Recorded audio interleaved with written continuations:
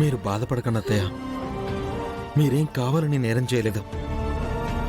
వాడిని చంపాలనే ఉద్దేశం మీకు లేదు. పద్దు నాకంతా చెప్పింది.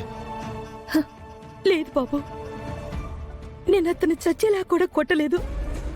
తప్పనిసరి పరిస్థితుల్లో ఒక్క దెబ్బ మామూలుగానే తల మీద కొట్టాను. దానికి అతను ఎలా చనిపోయాడో అర్థం కావడం లేదు. అర్థం కానివి చాలా ఉన్నాయి అత్తయ్య. ఆ టైంలో ఆ మినిస్టర్ ఎవరికీ తెలియకుండా ఆ ఇంటికి రావడం ఏంటో, అప్పుడే అఖిలాండేశ్వరి అత్తయ్యకి కాలు బెనకడం ఏంటో, పద్దునే పెయిన్ బామ్ కోసం ఆ గదిలోకి వెళ్ళడం ఏంటో అన్నీ కనుక్కుంటాను అత్తయ్య.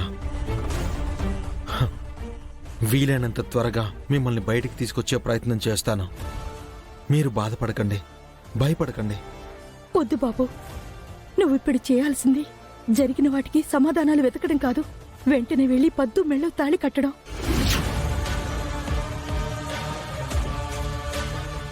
అత్తయ్య, ఏం మాట్లాడుతున్నారు మీరు? అన్నీ ఆలోచించే మాట్లాడుతున్నాను వెంకీ. ఇప్పటి వరకు జరిగిన దానికి కారకులెవరైనా కారణం మాత్రం ఒకటే. అది నీకు పద్దుకి పెళ్లి జరగకుండా ఆపడం. కాని ఏది ఏమైనా ఎట్టి పరిస్థితుల్లో మీ పెళ్లి ఆగడానికి వీల్లేదు. అనుకున్న ముహూర్తానికే నువ్వు పద్దు మెళ్ళో 3 ముళ్ళు వేయాలి. వెళ్ళు, వెళ్ళి ఆ పెళ్లి పనులు చూడు. లేదత్తయ్య, నేను ఆ పని చేయలేను. మిమ్మల్ని ఈ పరిస్థితిలో చూసి నేను పద్దుని పెళ్లి చేసుకోలేను. మిమ్మల్ని బయటికి తీసుకొచ్చాకే పెళ్లి విషయం ఆలోచిస్తాను అత్తయ్య. అయ్యో వెంకీ, నా భయం నీకేం అర్థం కావడం లేదయ్యా. మీ పెళ్లి పక్కన పెట్టి నన్ను విడిపించే పనులు పడిపోతే మళ్ళీ ఏ ఘోరం జరుగుతుందో, ఏ దారుణాలు ఎదురవుతాయో తెలియదు బాబు. అదే నువ్వు వెంటనే పద్దును పెళ్లి చేసుకున్నావనుకో, అక్కడితో ఇవన్నీ ఖచ్చితంగా ఆగిపోతాయి. అర్థం చేసుకో బాబు. అదేం కాదత్తయ్య, ప్లీజ్, నేను చెప్పేది. ఈ ఒక్క మాట కాదనుకు వెంకీ. దయచేసి అనుకున్న ముహూర్తానికి నా బిడ్డ మెళ్ళో తాళి కట్టు. అత్తయ్య అలా వెళ్లడం, రేపు జరిగే పెళ్లి ఆగిపోయే పరిస్థితి రావడం తాతయ్య తట్టుకోలేకపోతున్నారు.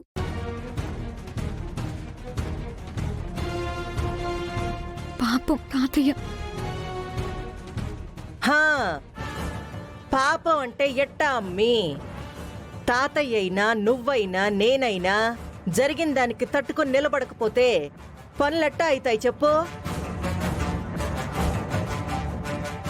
తాతయ్య తట్టుకోలేకపోతుండాడని ఇప్పుడు నా చెల్లెలు స్టేషన్లో ఉన్నా కూడా రేపు ముహూర్తానికే పద్దుకి మీ అన్నయ్యకి పెళ్లి చేసేయమంటావా ఏంది?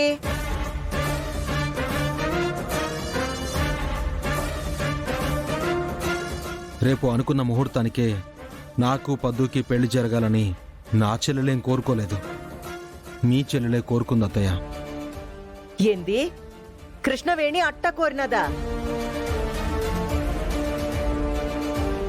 అవునత్తయ్య, నా గురించి ఆలోచించకండి, రేపు జరగాల్సిన మీ పెళ్లిని ఎట్టి పరిస్థితిలో ఆపకండి అని కృష్ణవేణి అత్తయ్య నాతో చెప్పింది.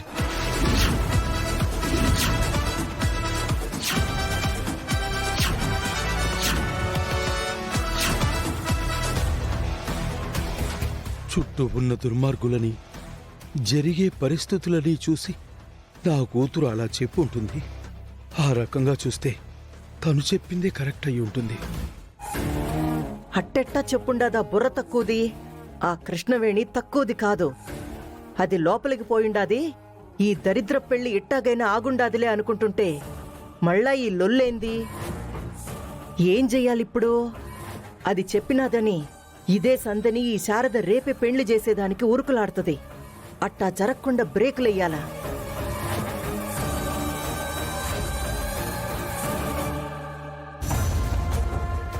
ఏంది పద్దు?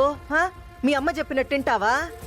మీ అమ్మని స్టేషన్లో పెట్టుకుని మీ బావని లగ్గం చేసుకుంటావా?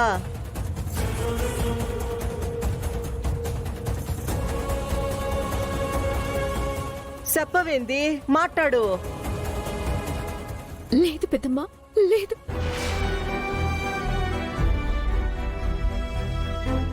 బావ అంటే నాకు ప్రేమే, బావతో నాకు పెళ్ళిష్టమే.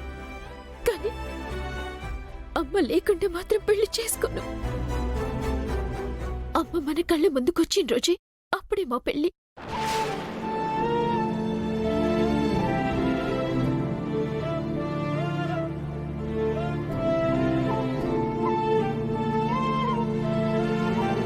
కృష్ణవేణి అత్తయ్య నా దగ్గర పెళ్లి మాట తెచ్చినప్పుడు చనిపోయింది నా వల్లే అంటుంటే నీకు సంబంధం లేని విషయాన్ని నీ మీద ఎందుకు వేసుకుంటున్నావమ్మా? చెప్తాను పిన్ని, ఈ మర్డర్కి నాకు సంబంధం లేకపోవచ్చు, కానీ నీకు నాకు రక్త సంబంధం ఉంది కదా పిన్ని.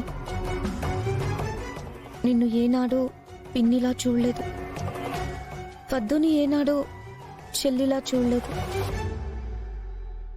పైగా పద్దు ఇష్టపడుతున్న వెంకీ బావని నేను సొంతం చేసుకోవాలని, నన్ను పెళ్లి చేసుకోవాలని నేనెంతో ప్రయత్నం చేశాను.